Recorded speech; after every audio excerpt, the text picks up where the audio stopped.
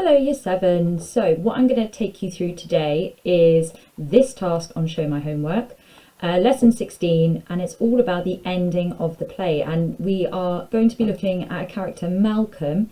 If you need to refresh your memory on who that is, you can Google it, or you can go back to lesson 1 where there was the animated version. And what we need to look at in his speech is how he's presenting Macbeth.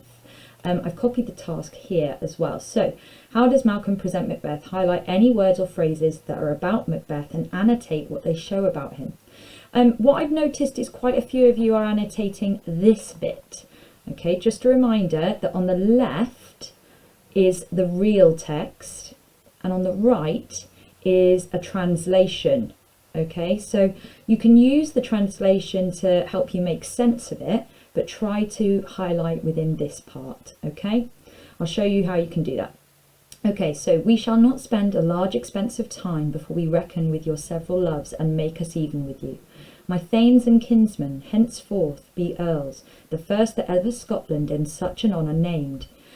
What's more to do, which would be planted newly with the time, as calling home our exiled friends abroad, that fled the snares of watchful tyranny, producing forth the cruel ministers of this dead butcher and his fiend-like queen, who, as 'tis thought, by self and violent hands took off her life. This, and what needful else that calls upon us by the grace of grace, will perform in measure, time, and place. Okay, so you can read through this bit if you wanted to, and figure out what he's talking about. So if you want to do that, you can pause now and read through. But if not, I'm going to move on. So, how is he presenting Macbeth? So we need to look at anything that is said about Macbeth. Here, my thanes, here is where he starts to talk about Macbeth. So, fled the snares of watchful tyranny. Okay, tyranny, if you watch what I'm doing, means these things, okay? It means that someone is trying to take control.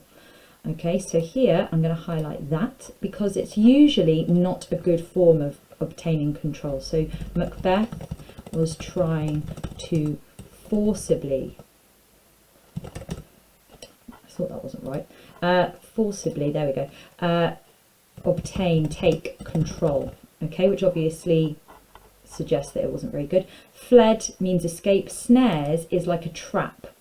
So I'm going to highlight that as well. It's like a trap. Now, it's difficult because these things don't actually say Macbeth was this, Macbeth was that. That's where you have to use your inference skills. Inference is where you look between the lines. Producing forth cruel ministers, so of this dead butcher and his fiend-like queen. Here, he's calling Macbeth a dead butcher. Now, obviously he isn't, so remember, if something is called, is said to be something else, something is something else, that is a metaphor. And we need to think, why a butcher? What does that tell us? Well, butchers, obviously, they don't necessarily kill, but they are usually surrounded by bloody, they are usually carving up meat. And it suggests that Macbeth was violent and quite bloodthirsty, that he just cared about killing people to get his own way. You could also highlight fiend-like queen, because that's about Lady Macbeth, and it says by self and violent hands took off her life, which basically says that she killed herself, which was considered quite selfish. And what needful else that calls upon us by the grace of grace, we will perform it in time, measure, and place. So there's only really those few pieces. You could look back and say, be earls, the first that ever Scotland in such an honour named. You could say that this tells us that Macbeth didn't have honour, that he exiled people, which means sent them away. And you can also highlight cruel ministers, that is to do with Macbeth as well. So there isn't loads to talk about, but I've done the highlight words and phrases which were about Macbeth and annotated those. So that was a really straightforward albeit a little bit difficult to find them, but it was quite quick. So I'm going to write the ideas, one of the ideas, into a paragraph, and I'm going to do this one, okay, because it's quite a big one, and I'm just going to show you how to do it so that you could write up this paragraph for your own piece of work. Now, if you have watched any of my other videos, you'll know that I use a ridiculous acronym, PWER, which stands for Point, Evidence, Analysis, Writer, Reader. Sometimes, if you're not sure, don't worry about that bit. Analysis, if you know a P paragraph, is like explaining. Okay, so how does Malcolm present Macbeth? And I'm going to use this one. So we would say something like Malcolm presents Macbeth. And we don't want to say as a butcher, because that's exactly what the quote says. So I'm going to use one of these things, as violent. And then I'm going to leave a gap. This is supported by the quote. Okay, and that's where you put your quote. What we then need to do is the analysis. Tell your teacher what that quote shows. Do apologise if you can hear the ice cream man in the background.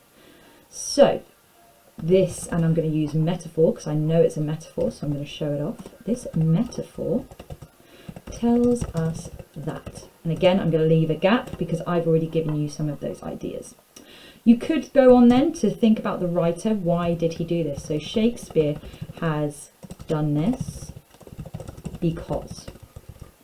And again, you could go on to think the audience would feel, and again, I'm not going to finish that off.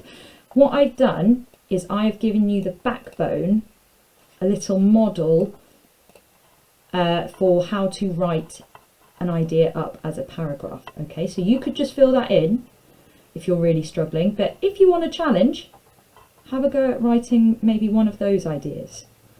I hope that's helped. Just a really quick little run through. Remember, if you are unsure about the characters or you need a refresh, you can go to YouTube and you can literally type in Macbeth animated tales.